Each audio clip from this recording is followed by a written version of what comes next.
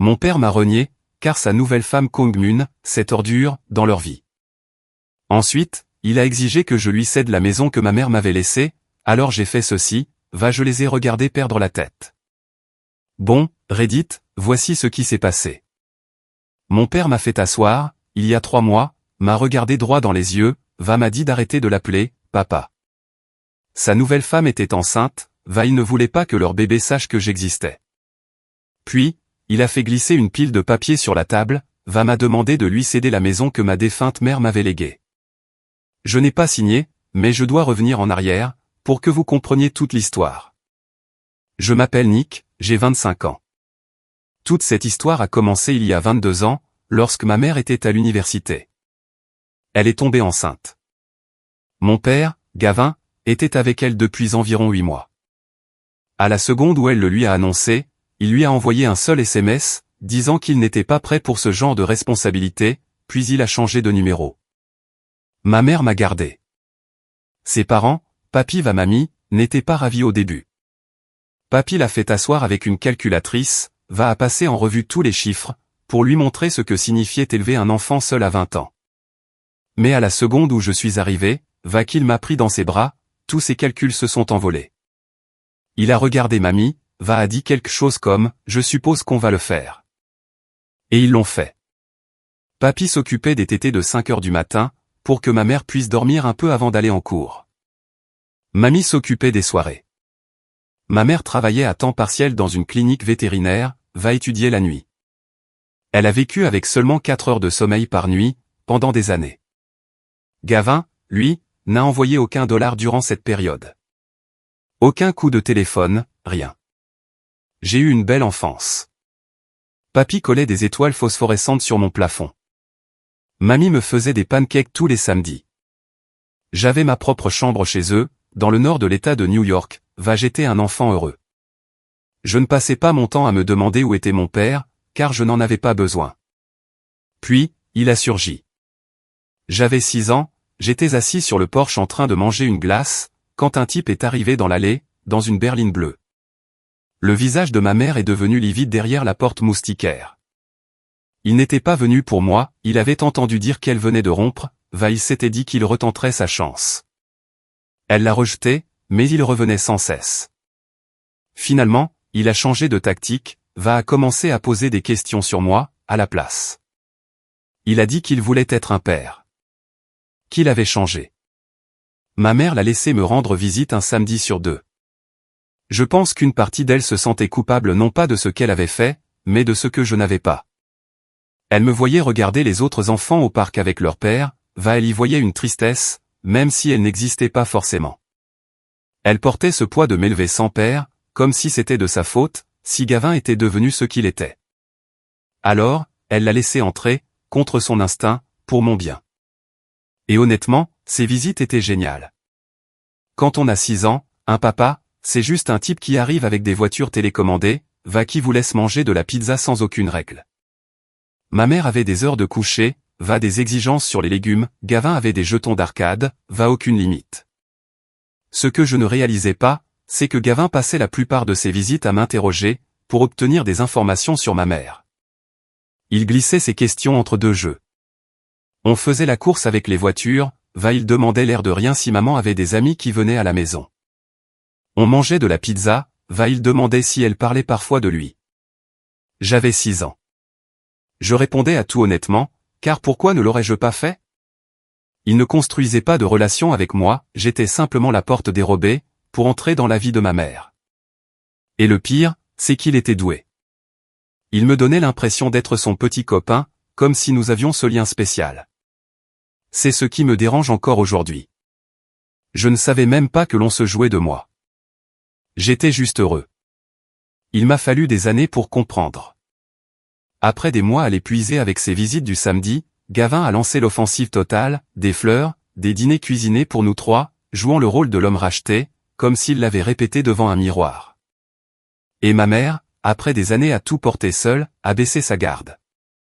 J'avais l'habitude de la juger pour ça. Il m'a fallu longtemps pour arrêter, mais elle n'était ni stupide, ni faible. C'était une femme qui faisait tout toute seule depuis ses 20 ans, voici qu'un homme proposait de partager le fardeau.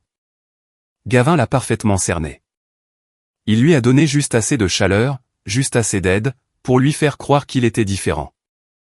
Alors, quand il l'a demandé en mariage après environ 1 an, elle a dit oui. La première année de mariage s'est bien passée. Gavin se comportait au mieux. Puis, les fissures ont commencé à apparaître, elles ne se sont jamais arrêtées. Cela a commencé par un déménagement. Gavin travaillait comme directeur régional des ventes, pour une entreprise de fournitures industrielles. Il a dit à ma mère qu'il avait été réaffecté dans un secteur à 4 heures de route au sud, près d'Albany. Un meilleur territoire, de plus grosses commissions. Ma mère a résisté fermement. Ses parents étaient proches, elle avait son travail ici, mon école, mes amis et tout était là. Mais Gavin a fait ce qu'il faisait toujours. Il a présenté la chose comme la seule option rationnelle. Des projections de revenus, des comparaisons du coût de la vie, des avantages fiscaux. Il parlait de déraciner nos vies comme s'il présentait une stratégie trimestrielle, non une décision affectant des êtres humains. Ma mère a cédé. Elle pensait que c'était cela, le mariage, des compromis. Sauf que Gavin avait déjà trouvé la maison, fait une offre, avant même qu'elle n'accepte d'y aller. Son « oui » n'était qu'une formalité. Elle a mis 42 000 $ dans l'apport personnel chaque dollar qu'elle avait économisé pendant des années. La maison a été mise aux 2 noms, mais c'est son argent à elle qui a permis de conclure l'affaire. Une fois arrivée dans la nouvelle ville, ma mère a postulé dans toutes les cliniques vétérinaires hôpitaux pour animaux dans un rayon de 50 km. Rien n'a fonctionné. Gavin n'arrêtait pas de lui suggérer de rester à la maison, de s'occuper de la demeure, de moi il présentait cela comme s'il lui faisait une faveur. Mais sans réseau de soutien, avec un mari qui insistait pour qu'elle soit mère au foyer, elle a fini par arrêter de postuler. C'est exactement là qu'il la voulait, dépendante, isolée. Puis est venu le contrôle financier. Gavin suivait chaque dollar qu'elle dépensait. Les reçus de courses si elle achetait quoi que ce soit d'autre que de la nourriture ou des produits ménagers, il devenait froid, remettait en question son jugement. Une fois est gravé dans ma mémoire pour toujours, elle m'avait acheté une paire de baskets pour l'école, à 38 $, dans un rayon de déstockage. Mes anciennes avaient des trous. Gavin a vu le reçu, lui a dit de les rendre. Il a dit que ce n'était pas une nécessité. Ma mère a pleuré dans la voiture, sur le chemin du magasin. J'étais sur le siège arrière. J'avais 10 ans. Je me souviens du prix exact de ses chaussures, à cause de l'expression de son visage, ce jour-là. Une autre fois, j'avais besoin de matériel pour une foire scientifique à l'école. Environ 25 $ au total. Gavin a trouvé le reçu, a passé 1 heure à lui dire qu'elle aurait dû demander d'abord. Elle a rendu la moitié des fournitures. Je me suis retrouvé à côté d'un panneau à moitié fini lors de la foire, alors que tous les autres enfants avaient des projets avec des lumières des pièces mobiles. J'ai eu un C. L'embarras n'était pas lié à la note, c'était de savoir que nous avions l'argent, mais que Gavin ne pensait tout simplement pas que j'en valais la peine. Les disputes à la maison étaient constantes, mais jamais bruyantes. Ce n'était pas le style de Gavin. Il ne criait pas. Il retournait simplement les choses, calmement, jusqu'à ce que ma mère commence à douter de ses propres souvenirs. Je restais dans ma chambre avec mes écouteurs, faisant semblant de ne pas entendre sa voix se briser à travers les murs.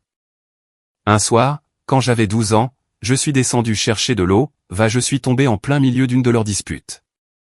Gavin était assis à la table de la cuisine, avec une pile de reçus étalés devant lui, les examinant un par un, en demandant à ma mère de justifier chaque achat.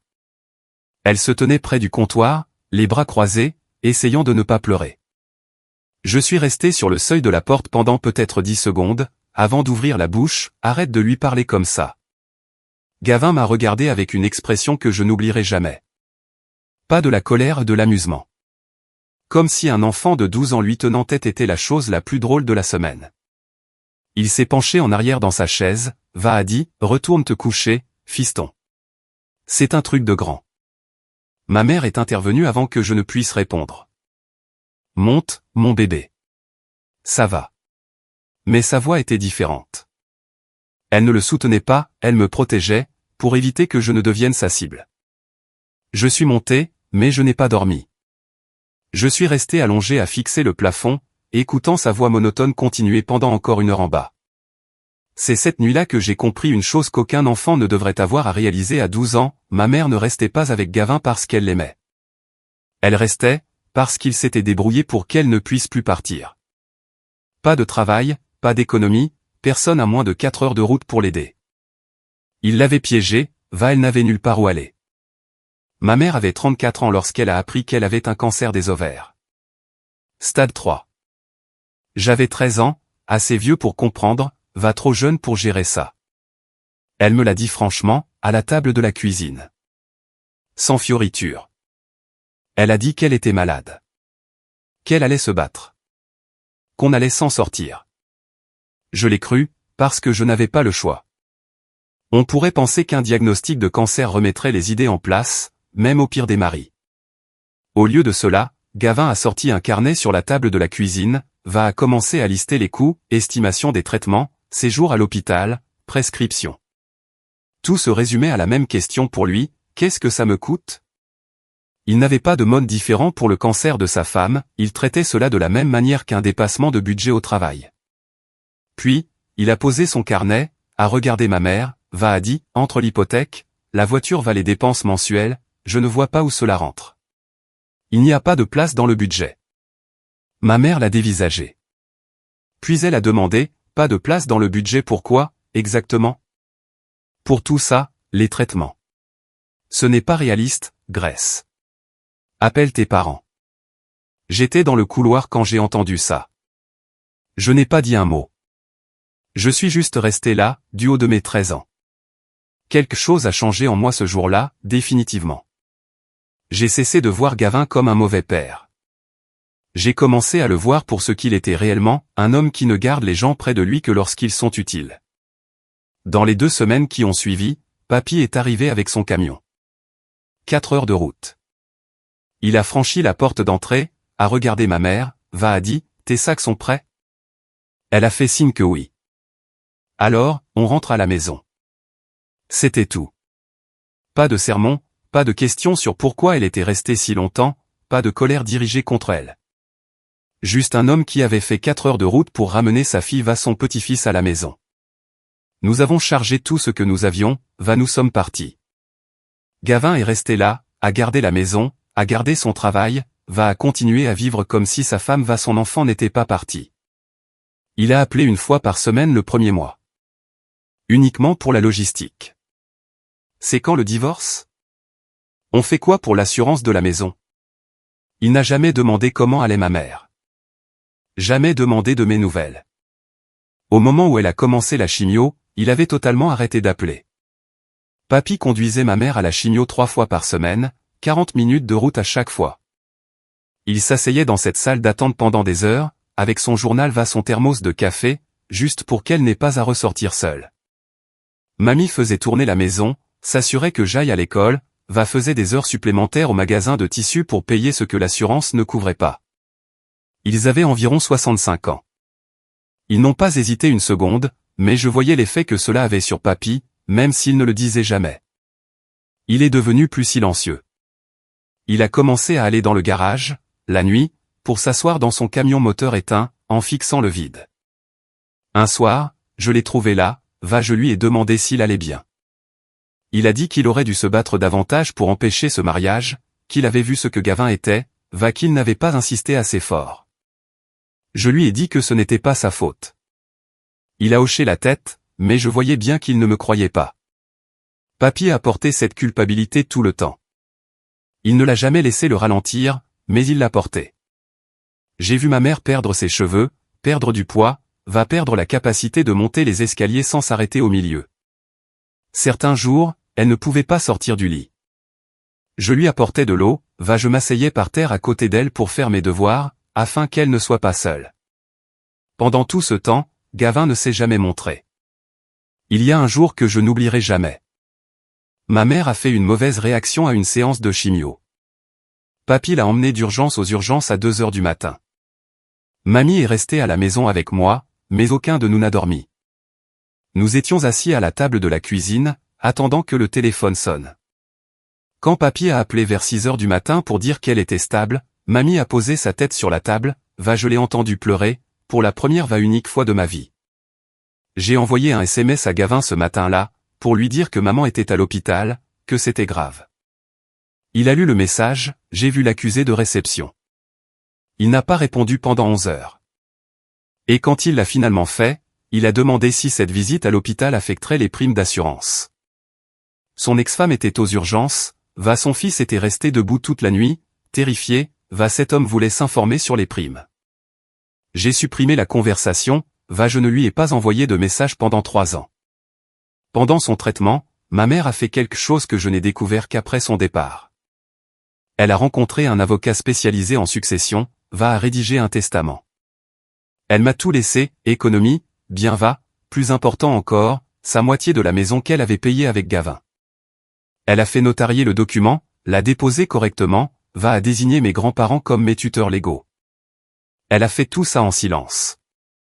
Papy m'a dit plus tard que, durant ces dernières semaines, elle semblait plus calme qu'elle ne l'avait été depuis des années, plus elle-même. Et je pense savoir pourquoi, pour la première fois depuis qu'elle avait épousé Gavin, elle faisait quelque chose qu'il ne pouvait pas défaire. Elle ne demandait pas de permission. Elle n'en parlait à personne. Elle s'en occupait, tout simplement.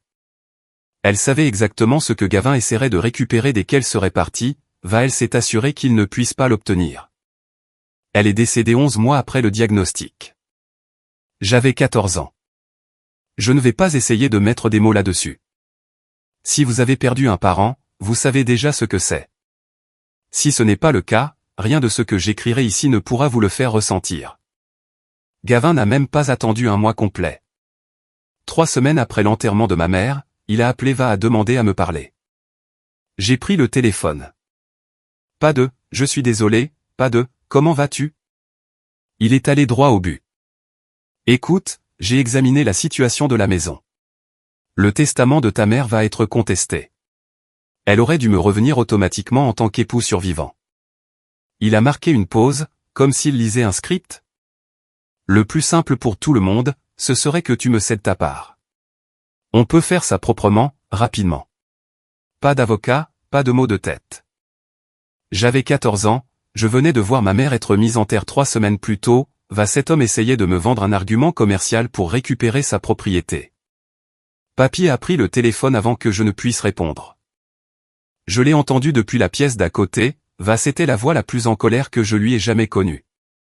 Après cet appel, Papy m'a fait asseoir, m'a tout expliqué, le testament, l'acte de propriété, mes droits.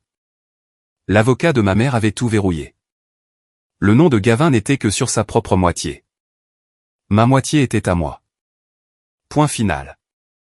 Mais Gavin a continué d'insister. Toutes les quelques semaines, un nouvel angle d'attaque. Le chantage affectif, il disait que ma mère aurait voulu qu'il ait toute la maison. La fibre familiale, il disait que nous devrions régler ça entre nous, comme si nous étions encore une famille. Papy mamie l'ont rembarré à chaque fois. Ils étaient le rempart entre Gavin moi. Et à 14, 15, 16 ans, j'avais besoin de ce rempart. J'ai terminé le lycée chez mes grands-parents. Des notes correctes. Je jouais au basket, surtout pour évacuer l'énergie colérique qui s'accumule quand on est un adolescent qui a perdu sa mère, qui a été abandonné par son père. Papy m'a appris la mécanique le week-end. C'était un mécanicien à la retraite, il pensait que tout homme devait être capable de faire sa vidange de changer ses freins, au minimum. Les samedis matins dans ce garage, les mains noires de graisse, la radio sur une station de rock classique, Papy m'expliquant comment lire une clé dynamométrique. Ces heures m'ont apporté bien plus que tout ce que Gavin a pu faire durant tout son temps en tant que père. Papy ne faisait pas de grands discours. Il me donnait un outil, me laisser deviner. Si je me trompais, il me montrait une fois, puis me le rendait. Pas de leçon, pas de jeu de pouvoir. Un samedi, j'essayais de changer un disque de frein, je n'arrêtais pas de foirer le boulon, je m'énervais, je jetais la clé par terre. Papy m'a regardé pendant 1 minute, puis s'est approché a dit, le boulon n'est pas ton ennemi.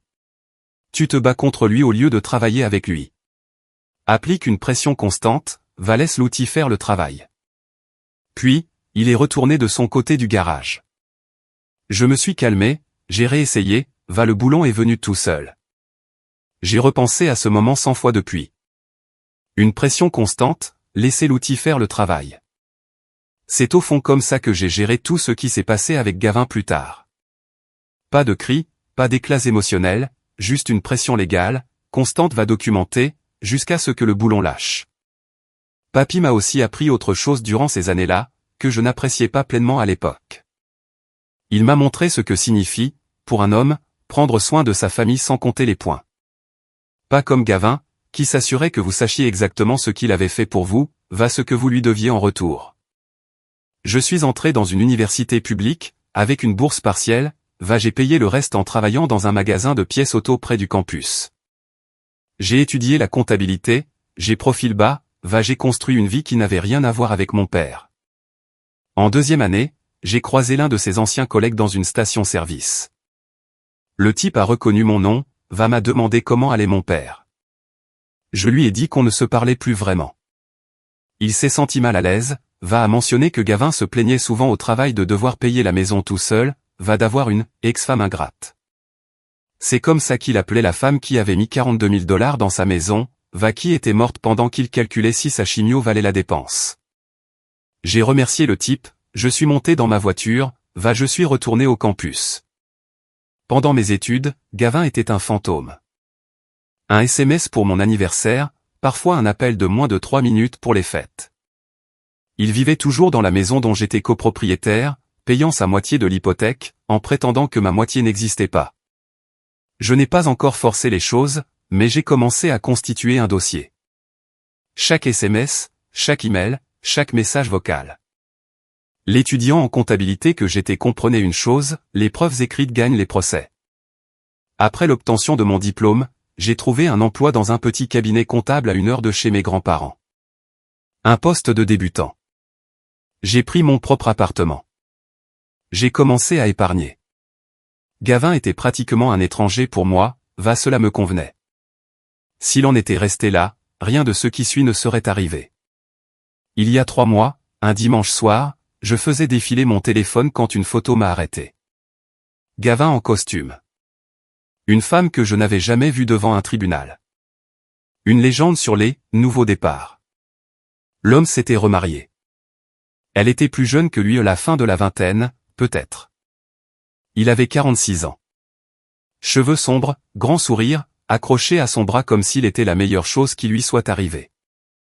J'ai montré la photo à papy devant un café le lendemain matin.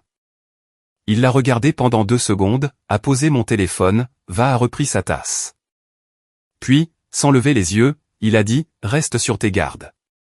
Il va vouloir quelque chose. » Papy voyait clair dans le jeu de Gavin. Toujours. Effectivement, une semaine plus tard, Gavin a appelé. Première fois depuis des mois.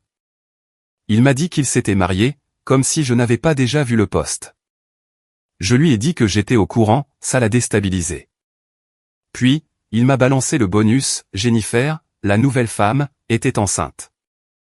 C'est pour ça qu'il s'était précipité au tribunal. Il a annoncé ça comme si je devais m'extasier, jeter des confettis. Je n'ai pas dit grand-chose, je l'ai laissé parler. Il n'appelait pas pour partager une bonne nouvelle avec son fils, il me préparait le terrain. Après 22 ans à observer cet homme, je connaissais le cycle, d'abord le charme, ensuite la mise en place, RIMITYYQ, l'étape de la demande. Il m'a invité à passer à la maison le week-end suivant. Il a dit que lui Jennifer voulait discuter de quelque chose d'important. Il n'a pas voulu dire quoi, juste que cela devait se faire en personne. J'ai dit que j'y réfléchirais. J'ai appelé papy ce soir-là. Il est resté silencieux pendant 10 secondes, ce qui, pour papy, équivaut à une alerte incendie générale. Il m'a dit d'y aller, mais d'être prêt. Écoute tout. N'accepte rien. Ne signe rien. Appelle-moi à la seconde où tu pars. J'ai passé le reste de la semaine à préparer mes affaires. J'ai sorti tous les documents sur la maison, l'acte d'achat original, le testament de ma mère, le titre de propriété, les taxes foncières des années précédentes. J'ai tout scanné dans un dossier sécurisé, j'ai noté les noms de 3 avocats spécialisés, j'ai fait des captures d'écran de la valeur estimée de la maison sur 2 sites différents. Si Gavin prévoyait un coup, j'allais arriver avec mes devoirs faits, mes preuves en main. J'ai fait les 4 heures de route ce samedi-là. Je n'étais pas retourné dans cette maison depuis des années. Franchir la porte m'a fait une sensation bizarre. Même disposition, mais tout le reste était différent. Nouveau meuble, nouvelle peinture, va sur la cheminée, là où il y avait autrefois une photo de ma mère va moi dans un champ de citrouilles, il y avait une photo encadrée de Gavin va Jennifer dans une station balnéaire, souriant. Ma mère va moi avions été totalement effacés de cet endroit. Jennifer était dans la cuisine quand je suis arrivé, visiblement enceinte 6 ou 7 mois. Elle semblait gentille et nerveuse, elle m'a serré la main va a dit qu'elle était ravie de me rencontrer, enfin. Ce mot m'a tout dit, Gavin n'avait pas vraiment crié mon existence sur les toits. Elle regardait sans cesse Gavin avant de parler, comme si elle avait besoin d'une autorisation. J'ai reconnu cette dynamique immédiatement. Ma mère faisait la même chose. Et voir Jennifer le faire m'a serré le cœur, car je n'étais pas seulement face à la nouvelle femme de Gavin, j'étais face aux premières étapes du même cycle. Elle vérifiait déjà son visage avant d'ouvrir la bouche, s'ajustant déjà en fonction de ses réactions. Elle n'avait aucune idée de ce qui l'attendait. Ou peut-être qu'elle le savait, au fond d'elle, qu'elle se disait que c'était normal. Nous nous sommes assis au salon. Gavin ne s'est pas embarrassé de futilité. Il s'est penché en avant a dit que Jennifer lui avait pris une décision sur la manière dont les choses allaient fonctionner à l'avenir. Ce n'était pas une conversation, c'était une décision déjà prise. Il était juste là pour me la signifier. Avant qu'il ne commence, j'ai demandé à utiliser les toilettes en partie parce que j'en avais besoin, en partie parce que je voulais traverser la maison une dernière fois. Je suis passé devant la pièce qui était autrefois ma chambre. C'était une chambre de bébé maintenant, des murs jaune pâle, un berceau dans le coin avec un mobile suspendu. Ma chambre. Celle où je restais éveillé à écouter Gavin interroger ma mère sur des reçus. Celle où j'étais assis par terre à côté de son lit pour faire mes devoirs quand elle était trop faible pour tenir debout. Ils en avaient fait une nurserie sans y réfléchir à 2 fois. En revenant, je suis passé devant le placard du couloir j'ai remarqué une boîte en carton poussée derrière l'aspirateur, entr'ouverte. Des cadres photos à l'intérieur, face contre terre.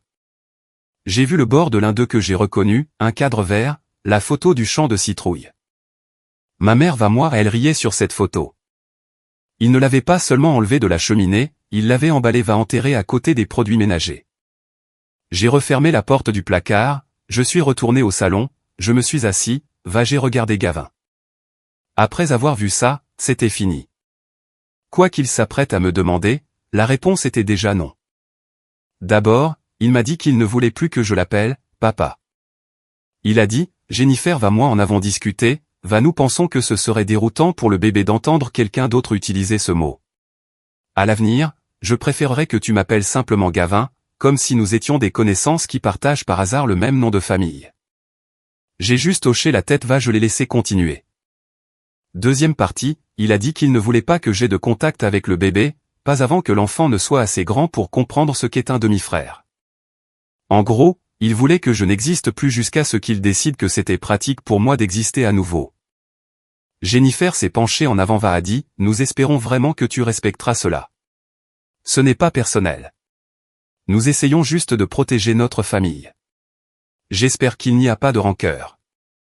Puis, la vraie raison de toute cette réunion est sortie. Gavin a dit qu'il avait besoin que je lui cède ma part de la maison. Il a dit qu'il avait besoin que la propriété soit entièrement à son nom pour pouvoir, à terme, la transmettre à Jennifer à leur bébé. Il a dit ça sur un ton décontracté, comme s'il me demandait de lui transférer un email. C'est la chose à faire. De cette façon, la maison reste dans la famille tout le monde est à l'abri. C'est ce qui est logique. Et là, il a fait glisser une pile de papier sur la table basse. Un formulaire de transfert de propriété pré-rempli. Mon nom était déjà inscrit dans les cases. Un stylo était posé par-dessus, pointé vers moi. Il avait préparé la paperasse à l'avance, poser le stylo comme si j'allais signer abandonner l'héritage de ma mère sans poser une seule question. J'ai regardé le stylo, j'ai regardé le formulaire, je l'ai regardé lui, pendant environ 2 secondes, une petite partie de moi, bien dressée, a réellement envisagé de le faire. Pas parce que c'était logique, mais parce qu'il y avait encore un petit garçon de 6 ans, quelque part en moi, qui voulait que cet homme soit fier de lui, qui voulait lui tendre le papier que Gavin le regarde enfin comme un fils. Puis, j'ai regardé le visage de Gavin je n'ai pas vu un père demandant de l'aide à son fils, j'ai vu un type qui calculait des chiffres. Quelque chose s'est éteint en moi. Pas de la colère, pas de la tristesse, j'avais juste fini. Cet homme ne changerait jamais. J'étais un problème dans sa nouvelle vie, il voulait que je disparaisse pour ne pas avoir à le gérer. Je lui ai dit que je ne signerais rien. Que, puisque sa femme lui avait décidé que je ne faisais pas partie de leur famille, j'allais rendre cela mutuel dans tous les sens légaux du terme. Il recevrait des nouvelles de mon avocat dans la semaine. Le masque de calme qu'il avait porté pendant toute la réunion est tombé instantanément. Il n'y a aucune raison de mêler des avocats à ça. C'est une affaire de famille. On peut régler ça entre nous.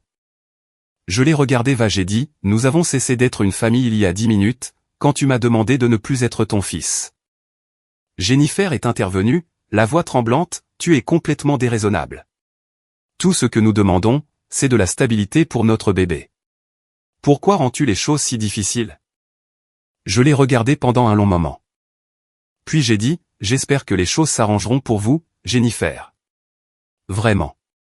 Mais vous devriez faire très attention à la manière dont il traite les gens quand ils cessent de lui être utiles, car un jour ou l'autre, ce sera votre tour. Elle s'est tue après ça. J'ai pris ma veste, je suis sorti. Gavin m'a suivi jusqu'à l'allée en parlant vite, me disant que je le regretterais. Je suis monté dans ma voiture, je suis parti sans regarder en arrière. J'ai appelé papy depuis l'autoroute, je lui ai tout raconté.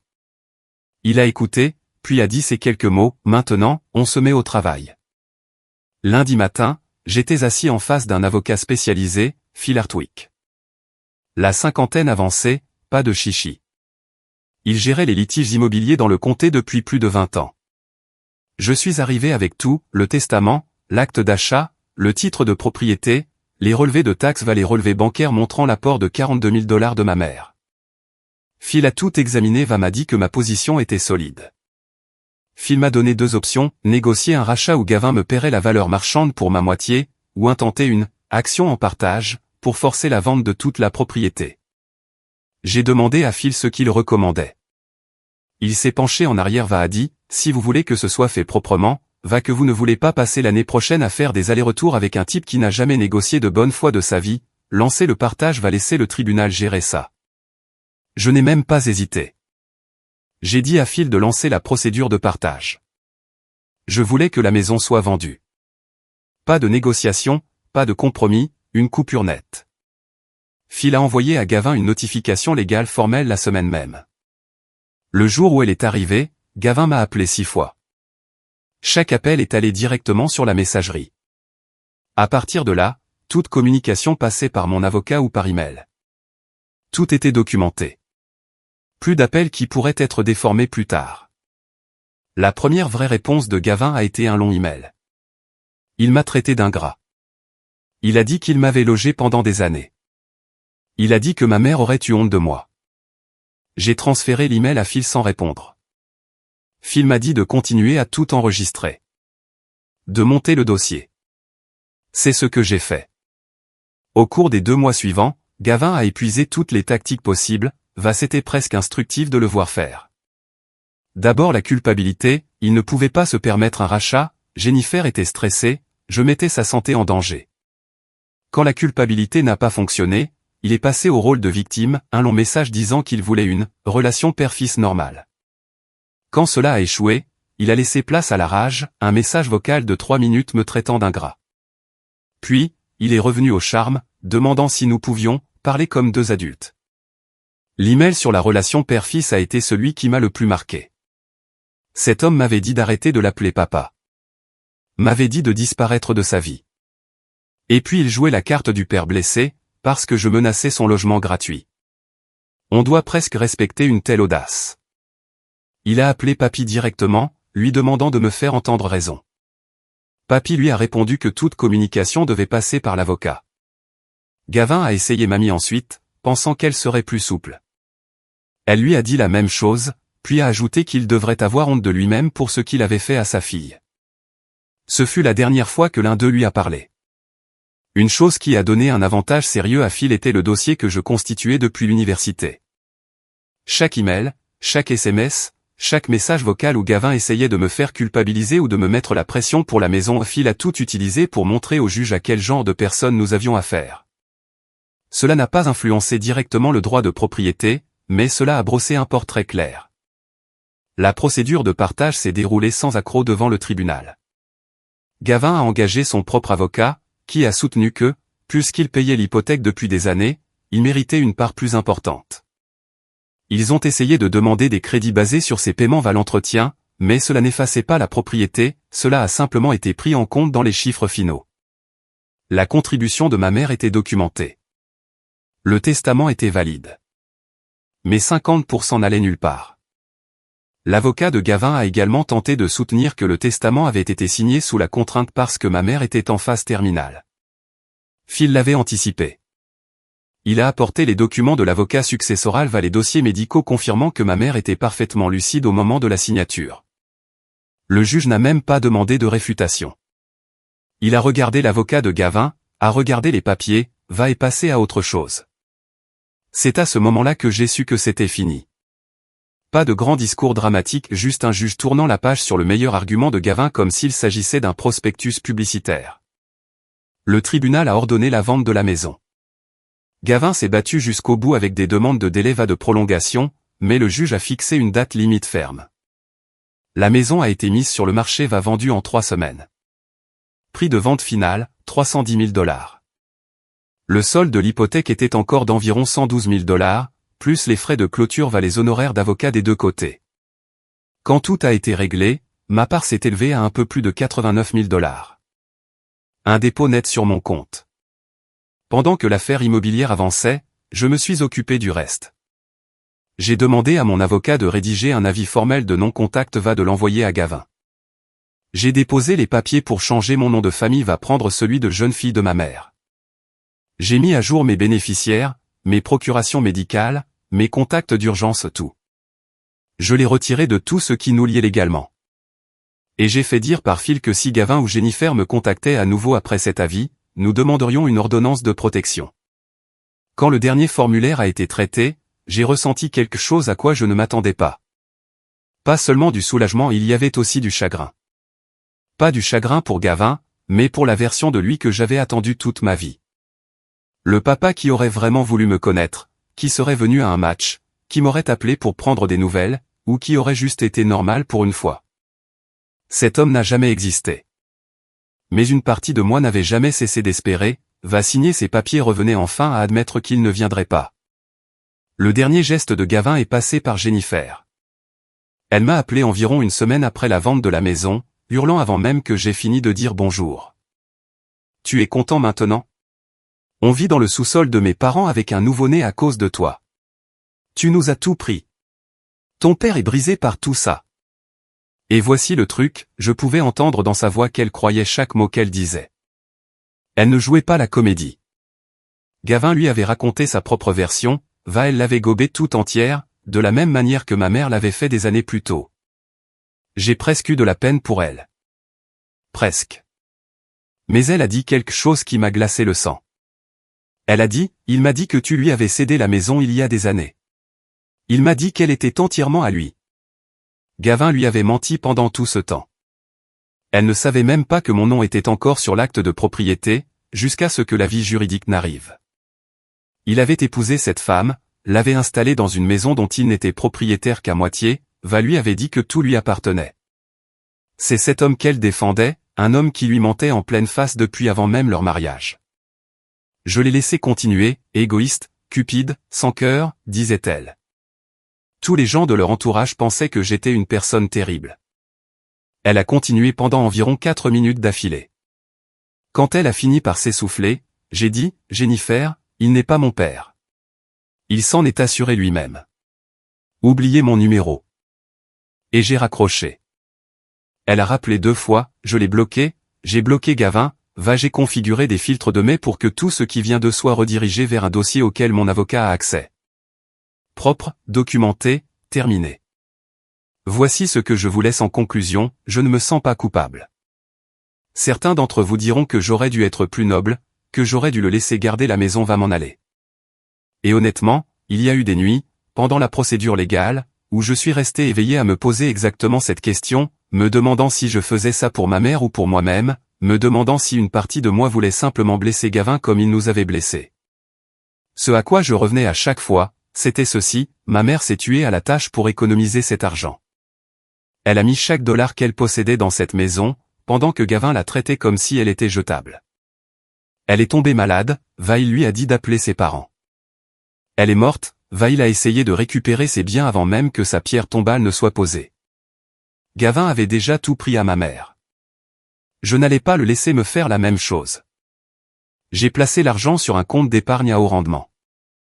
Je travaille sur un plan d'affaires pour un atelier de réparation automobile, un projet auquel je pense depuis ces samedis matins dans le garage de papy. J'ai déjà commencé à regarder des locaux commerciaux à une distance raisonnable de chez mes grands-parents. Cela me semble juste. C'est comme si je prenais ce que ma mère m'a laissé pour construire quelque chose dont elle serait réellement fière. Papy va mamie vont bien. Les genoux de papy ne sont pas formidables, mamie monte les escaliers plus lentement, mais ils ont toujours l'esprit vif, sont toujours les personnes les plus fortes que je connaisse. Dîner de famille tous les dimanches, match de foot dans le salon. Ce sont eux, ma famille. Quant à Gavin, je n'ai plus eu de nouvelles depuis l'appel de Jennifer. Je n'en attends pas. Il a passé toute ma vie à me traiter comme un problème qu'il voulait voir disparaître.